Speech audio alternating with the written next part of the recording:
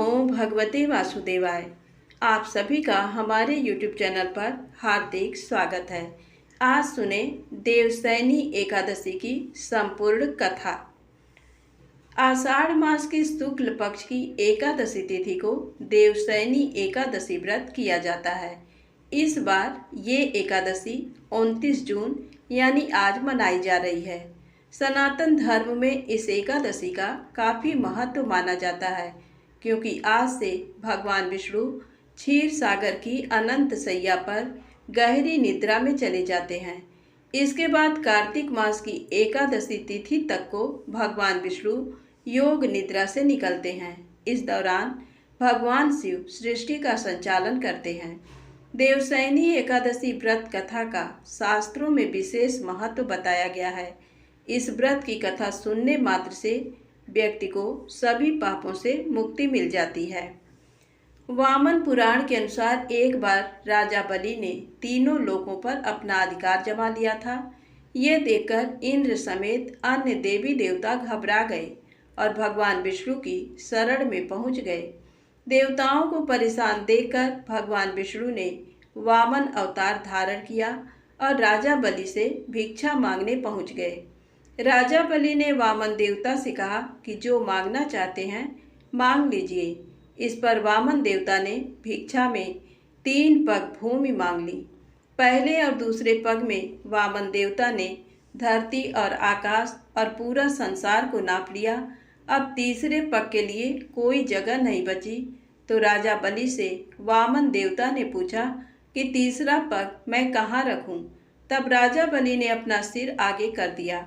भगवान विष्णु राजा बलि को देखकर काफी प्रसन्न हुए और उनसे वरदान मांगने को कहा।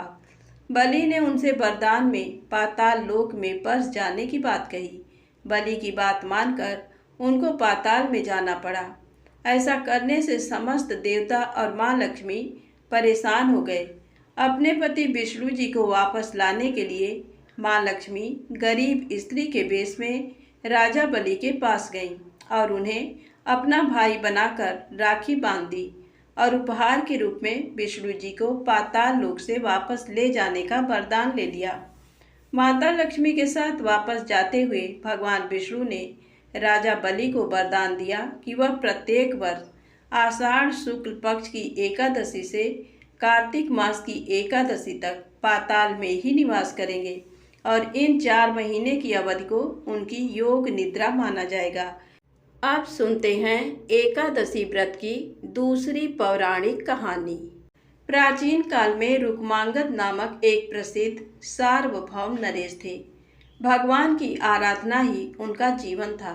वे चराचर जगत में अपने आराध्य भगवान ऋषिकेश के दर्शन करते तथा भगवान विष्णु की सेवा की भावना से ही अपने राज्य का संचालन करते थे। वे सभी प्राणियों पर क्षमा भाव रखते थे।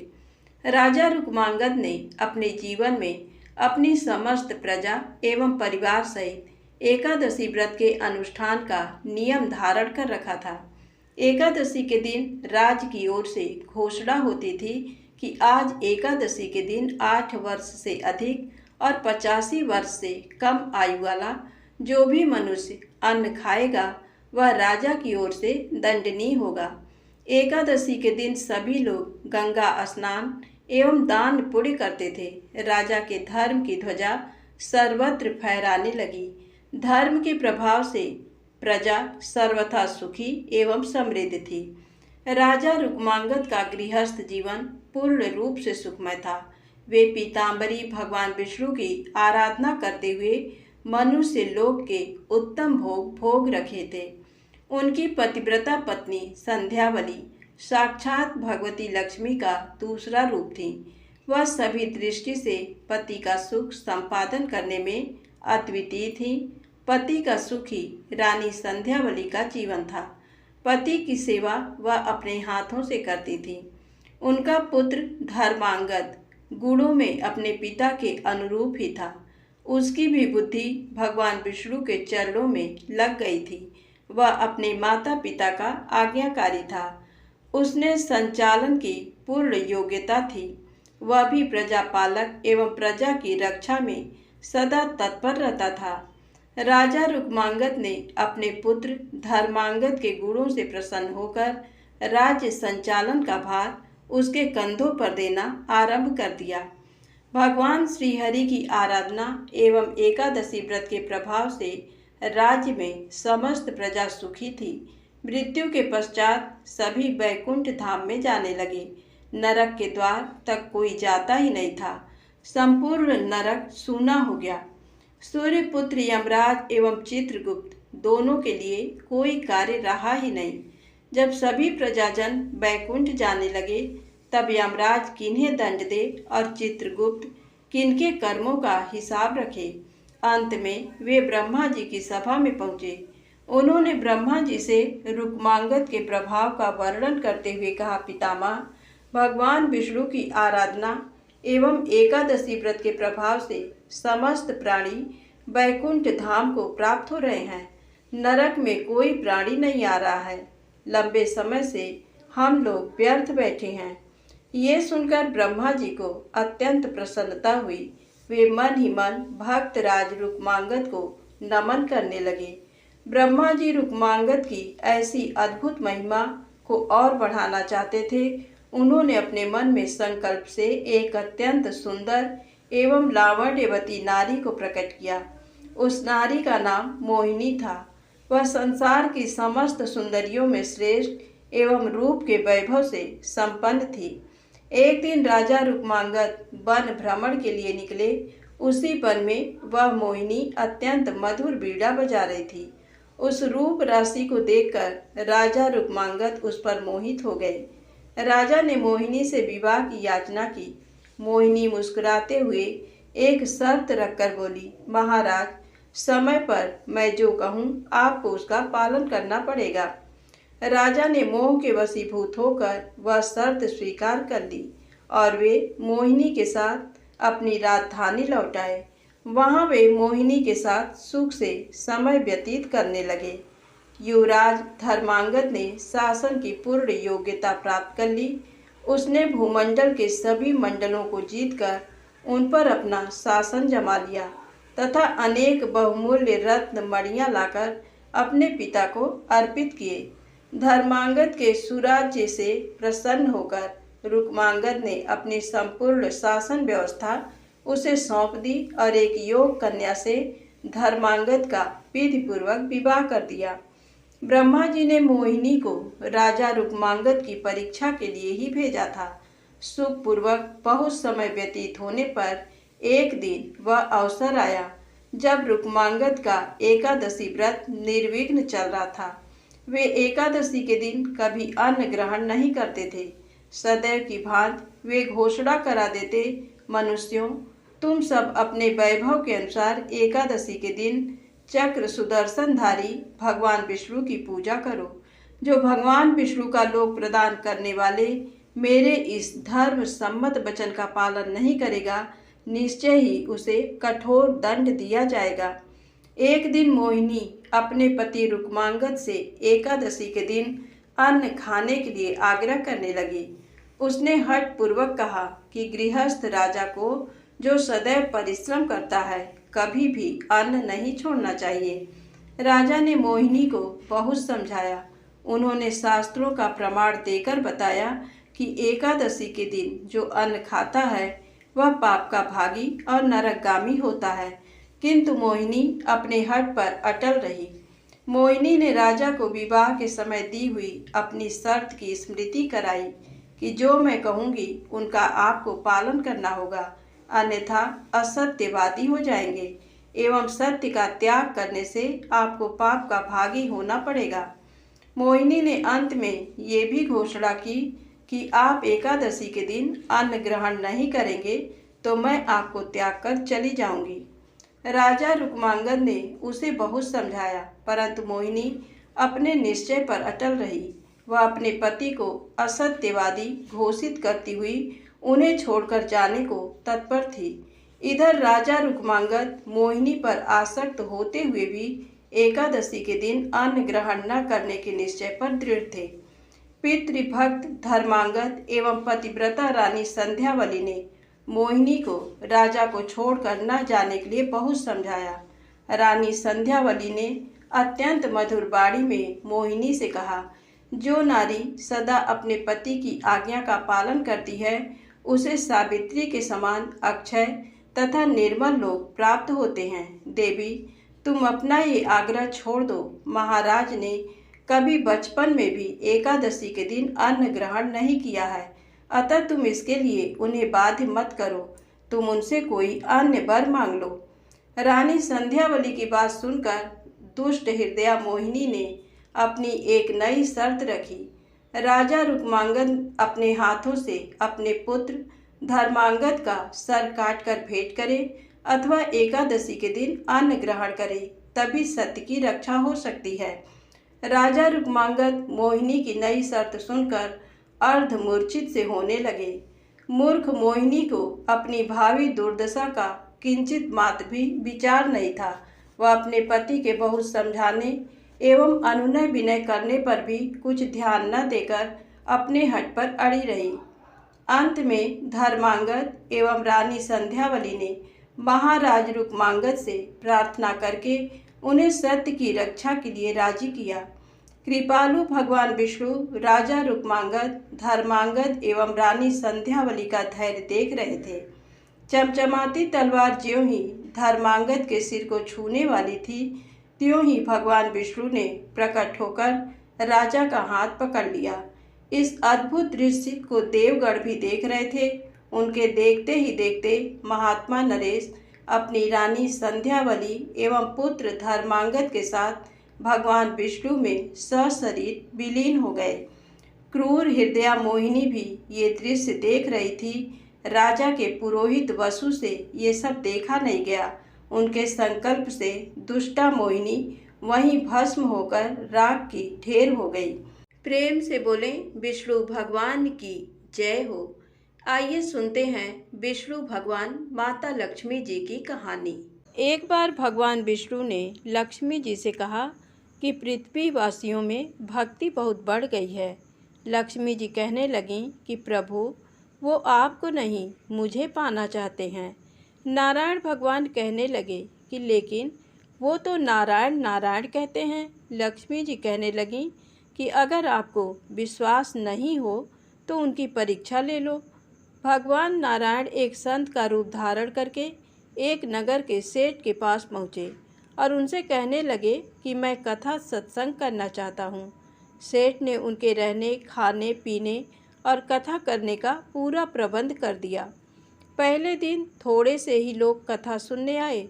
दूसरे दिन भक्तों की संख्या बढ़ने लगी। संत जी के कथा की प्रसिद्धि हुई तो तीसरे दिन बहुत भीड़ बढ़ गई।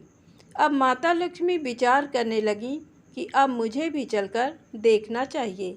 लक्ष्मी जी एक घर के बाहर पहुंची तो घर की मालकिन घर को ताला लगाकर कथा श्रवण करने जा रही थी। लक्ष्मी जी कहने लगी कि बेटी, मुझे थोड़ा पानी पिला दो। वह औरत बोली कि माताजी, मुझे तो सत्संग श्रवण करने में देर हो रही है। लेकिन फिर भी उसने बेमन से लक्ष्मी माता को एक लोटा जल का पीने को दे दिया। जब लक्ष्मी माता ने उसे लोटा वापस किया तो वह सोने का हो चुका था। सोने का लोटा देखकर वह औरत उत्साहित होकर कहती है कि माताजी, आपको भूख भी लगी होगी, खाने को कुछ लाती हूँ। उसके मन में चल रहा था कि खाने की प्लेट, कटोरी, चम्मच भी सोने का हो जाएगा। लक्ष्मी माता कहने लगी कि नहीं बिटिया, तुमको कथा श्रवण में देर हो जाएगी, इसलिए रहने दो। वह औरत बेमन से कथा सुनने चली गई। वहाँ जाकर उसने चमत्कारी बुढ़िया के बारे में सब औरतों को बता दिया। धीरे धीरे बहुत सी औरतें चलते सत्संग में माता जी के दर्शन करने उठकर चली गईं। माता जी जिसके घर में भोजन करती, जल पीती, उसके बर्तन सोने के हो जाते। माता जी की प्रसिद्धि बढ़ गई और भगवान विष्णु जो कथाकार के रूप में धरती पर आए थे, उनकी कथा सुनने वालों की संख्या कम होती गई। भगवान ने यजमान से पूछा कि अब कथा सुनने कम लोग क्यों आते हैं। उन्होंने कहा कि नगर में कोई चमत्कारी बुढ़िया आई है, जिस भी बर्तन में खाना खाती है, पानी पीती है, वह सोने का हो जाता है। भगवान समझ गए कि लक्ष्मी जी का आगमन हो गया है। अब जिस सेठ ने विष्णु जी के रहने खाने कथा की व्यवस्था की थी, वह भी चमत्कारी माता जी के पास पहुँचे और कहने लगे कि आप मेरे घर पर क्यों नहीं पधारी। लक्ष्मी जी कहने लगीं कि जब तक वह कथाकार तुम्हारे घर पर है, मैं वहाँ नहीं आऊँगी। सेठ जल्दी से घर गया और कथाकार से कहने लगा कि महाराज, आपके रहने खाने की व्यवस्था मैंने धर्मशाला में करवा दी है। कथाकार कहने लगे कि अब तो कथा में कुछ दिन ही शेष रह गए हैं, फिर आपने मेरी व्यवस्था धर्मशाला में क्यों करवा दी। सेठ कहने लगा कि मेरे घर में आपसे भी कोई खास रहने आने वाला है। लक्ष्मी जी उस सेठ के पीछे पीछे ही उसके घर पर आ गई थी।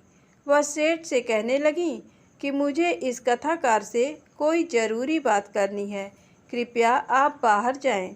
सेठ के बाहर जाते ही लक्ष्मी जी कहने लगी कि प्रभु, मैंने क्या कहा था, ये भक्ति आपको पाने के नहीं, मुझे पाने के लिए कर रहे हैं। भगवान कहने लगे कि लक्ष्मी, माना तुम उचित कह रही हो, लेकिन तुम यहाँ पर तब आई जब मैं नारायण संत के रूप में यहाँ पधारा, और जहाँ संत कथा करते हैं, धार्मिक अनुष्ठान होते हैं, वहाँ लक्ष्मी स्वतः चली आती हैं। भगवान विष्णु अपने धाम वापस लौट गए। अगले दिन सेठ के घर पर लोगों का तांता लग गया। हर कोई चाहता था कि चमत्कारी बुढ़िया उसके घर पर आकर भोजन ग्रहण करे, ताकि उनके बर्तन भी सोने के हो जाएं। लेकिन ये क्या, माता जी ने सबको चौंका दिया कि मैं अब वापस जा रही हूँ। सब लोग आश्चर्य से पूछने लगे कि क्या माता जी, हमसे कोई गलती हो गई है। माँ लक्ष्मी कहने लगी कि मैं वहीं रहती हूँ जहाँ नारायण रहते हैं। आप लोगों ने नारायण को पहले ही भेज दिया। नारायण के बिना अकेले जहाँ कैसे रह सकती हूँ। इतना कहकर लक्ष्मी जी भी अपने धाम चली गईं। अगर माँ लक्ष्मी की कृपा प्राप्त करनी है तो नारायण की भी भक्ति करें, तो लक्ष्मी जी स्वयं पीछे पीछे आ जाती हैं, क्योंकि लक्ष्मी जी नारायण के साथ ही रहती हैं। तो प्रेम से बोले विष्णु भगवान की जय हो, लक्ष्मी माता की जय हो। आइए सुने गणेश जी की कहानी। एक समय की बात है कि विष्णु भगवान का विवाह लक्ष्मी जी के साथ सुनिश्चित हो गया। विवाह की तैयारी होने लगी। सभी देवताओं को निमंत्रण भेजे गए, परंतु गणेश जी को निमंत्रण नहीं दिया। कारण जो भी रहा हो, अब भगवान विष्णु की बारात जाने का समय आ गया। सभी देवता अपनी पत्नियों के साथ विवाह समारोह में आए। उन सब ने देखा कि गणेश जी कहीं दिखाई नहीं दे रहे हैं। तब वे आपस में चर्चा करने लगे कि क्या गणेश जी को नहीं न्योता है, या स्वयं गणेश जी ही नहीं आए हैं। सभी को इस बात पर आश्चर्य होने लगा। तभी सबने विचार किया कि विष्णु भगवान से ही इसका कारण पूछा जाए।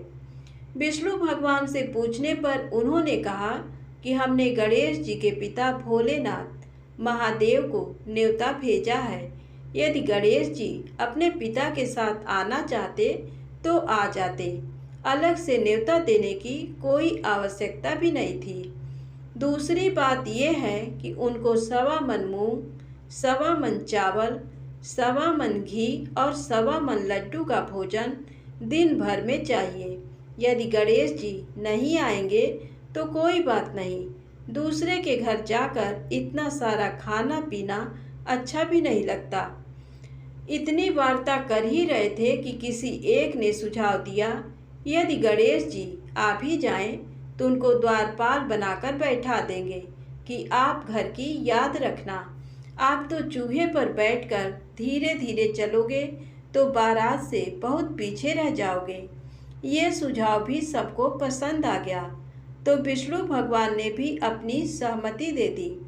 होना क्या था कि इतने में गणेश जी वहां आ पहुँचे और उन्हें समझा बुझाकर घर की रखवाली करने बैठा दिया।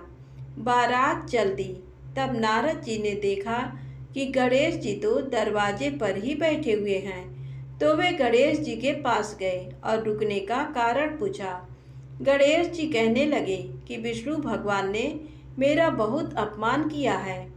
नारद जी ने कहा कि आप अपनी मूषक सेना को आगे भेज दें तो वह रास्ता खोद देगी, जिससे उनके वाहन धरती में धंस जाएंगे। तब आपको सम्मान पूर्वक बुलाना पड़ेगा। अब तो गणेश जी ने अपनी मूषक सेना जल्दी से आगे भेज दी और सेना ने जमीन पोली कर दी। जब बारात वहां से निकली तो रथों के पहिए धरती में धंस गए। लाख कोशिश करें परंतु पहिए नहीं निकले। सभी ने अपने अपने उपाय किए परंतु पहिए तो नहीं निकले, बल्कि जगह जगह से टूट गए। किसी के समझ में नहीं आ रहा था कि अब क्या किया जाए। तब तो नारद जी ने कहा, आप लोगों ने गणेश जी का अपमान करके अच्छा नहीं किया। यदि उन्हें मनाकर लाया जाए तो आपका कार्य सिद्ध हो सकता है और ये संकट टल सकता है। शंकर भगवान ने अपने दूत नंदी को भेजा और वे गणेश जी को लेकर आए। गणेश जी का आदर सम्मान के साथ पूजन किया। तब कहीं रथ के पहिए निकले। अब रथ के पहिए निकल तो गए परंतु वे टूट फूट गए, तो उन्हें सुधारे कौन। पास के खेत में खाती काम कर रहा था, उसे बुलाया गया। खाती अपना कार्य करने के पहले श्री गणेशाय नमः कहकर गणेश जी की वंदना मन ही मन करने लगा। देखते ही देखते खाती ने सभी पहियों को ठीक कर दिया। तब खाती कहने लगा कि हे देवताओं, आपने सर्वप्रथम गणेश जी को नहीं मनाया होगा और ना ही उनकी पूजन की होगी, इसीलिए तो आपके साथ ये संकट आया है। हम तो मूर्ख अज्ञानी हैं, फिर भी पहले गणेश जी को पूजते हैं, उनका ध्यान करते हैं। आप लोग तो देवतागण हैं, फिर भी आप गणेश जी को कैसे भूल गए। अब आप लोग भगवान श्री गणेश जी की जय बोलकर जाएं तो आपके सब काम बन जाएंगे और कोई संकट भी नहीं आएगा। ऐसा कहते हुए बारात वहां से चल दी और विष्णु भगवान का लक्ष्मी जी के साथ विवाह संपन्न करा के सभी सकुशल घर लौट आए। प्रेम से बोले गणेश जी महाराज की जय हो। आगे सुने लपसी और तपसी की कहानी। एक लपसी था, एक तपसी था। तपसी हमेशा भगवान की तपस्या में लीन रहता था। लपसी रोजाना 1.25 सेर की लपसी बनाकर भगवान का भोग लगाकर जीम लेता था। एक दिन दोनों लड़ने लगे। तपसी बोला, मैं रोज भगवान की तपस्या करता हूँ, इसलिए मैं बड़ा हूँ। लपसी बोला, मैं रोज भगवान को 1.25 सेर लपसी का भोग लगाता हूँ, इसलिए मैं बड़ा हूँ। नारद जी वहां से गुजर रहे थे। दोनों को लड़ता देखकर उनसे पूछा कि तुम क्यों लड़ रहे हो। तपसी ने खुद के बड़ा होने का कारण बताया और लपसी ने अपना कारण बताया। नारद जी बोले, तुम्हारा फैसला मैं कर दूंगा। दूसरे दिन लपसी और तपसी नहाकर अपनी रोज की भक्ति करने आए तो नारद जी ने छुपकर 1.25 करोड़ की एक एक अंगूठी उन दोनों के आगे रख दी।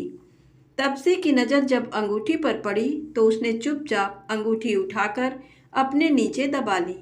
लपसी की नज़र अंगूठी पर पड़ी लेकिन उसने ध्यान नहीं दिया। भगवान को भोग लगाकर लपसी खाने लगा।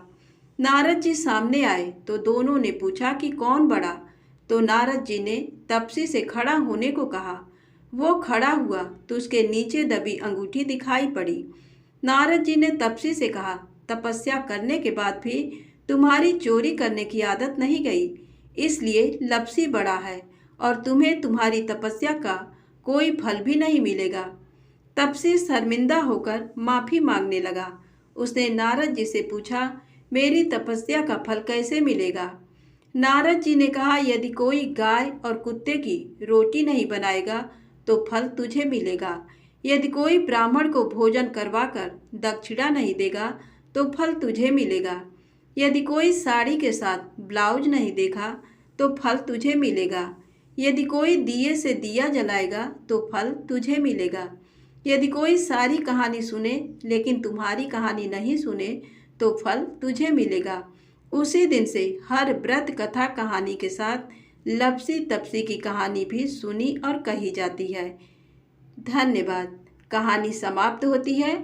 प्रेम से बोले विष्णु भगवान की जय हो, लक्ष्मी माता की जय हो, गणेश जी महाराज की जय हो।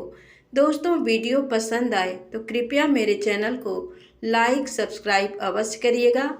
जय माता दी, जय